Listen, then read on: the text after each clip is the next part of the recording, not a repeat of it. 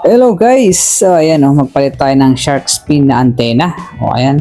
Kasi pagka ganito yung antena parang sasakyan nyo, ayan di ba pag may car cover ka maglalagay ka, may possibility na mabali yan, ganyan di ba? Ayan, buti to, ayan medyo natabingi na nga eh.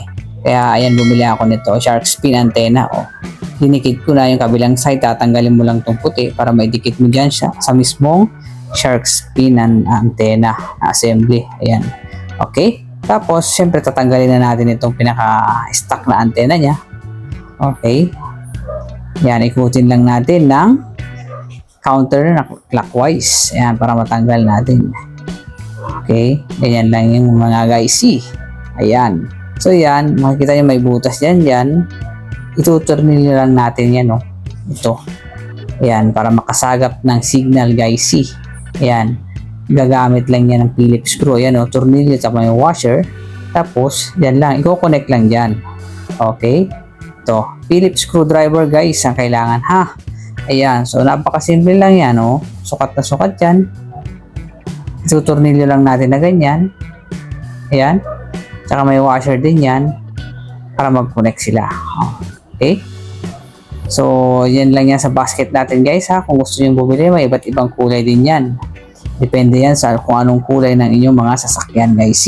Sa akin kasi silver tong kinuha ko. Ayan Okay, so yan nakakonect na. Tapos syempre, bago natin i-fix yan or idikit yan, kailangan muna natin i-test kung makakuha ba ng signal na ayan sa radio, FM. So yun, scan natin. Okay, nakakuha na siya guys. I-mute ko lang yung para baka maano tayo Pero okay ang signal niya guys, nakakuha naman. So ayan, kailangan na natin idikit ito. So, para dumikit ng maigi, kailangan natin linisin muna syempre kung saan natin ididikit yan, Punas-punasan natin, tapos kung pwede lagyan ng konting alcohol para talagang malinis. Konti lang naman. Ayan. Kung saan nyo ididikit guys, Ayan.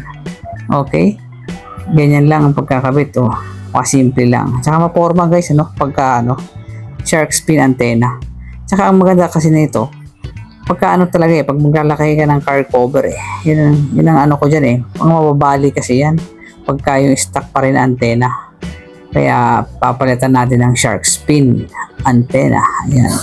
Okay, tapos syempre para matanggal itong adhesive, tanggalin muna natin yung connection, i-unscrew muna tapos tanggalin natin to. Ayan, so ididikit natin dito guys. Ayan dapat mahaba-haba ang kuko mo. Ayan. Okay, so tanggal na. Pag natanggal yan, so screw ulit natin yung doon sa antena. Ayan, screw ulit natin yan. Tapos, saka natin ididikit guys. Ayan na-screw lang natin na ganyan, Okay guys, Ayan, okay. Tapos, pagka na-screw natin yan, pwede natin idikit. Diba? So, nandyan lang yan sa basket guys ha. Check out na kayo kung gusto nyo rin ng shark fin antenna. At ilalagay ko rin yan sa description guys. Ayan na. So, isentro nyo lang maigi. Tignan nyo kung pantay. Ayan. Pagkapantay naman, idikit nyo na guys. Ayan Ayan. Idiin nyo na ganyan. So, okay na.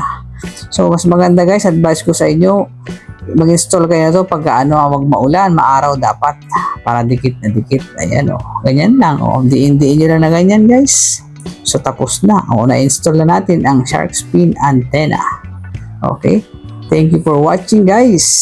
Nandiyan na yan sa basket, mag-check out na kayo.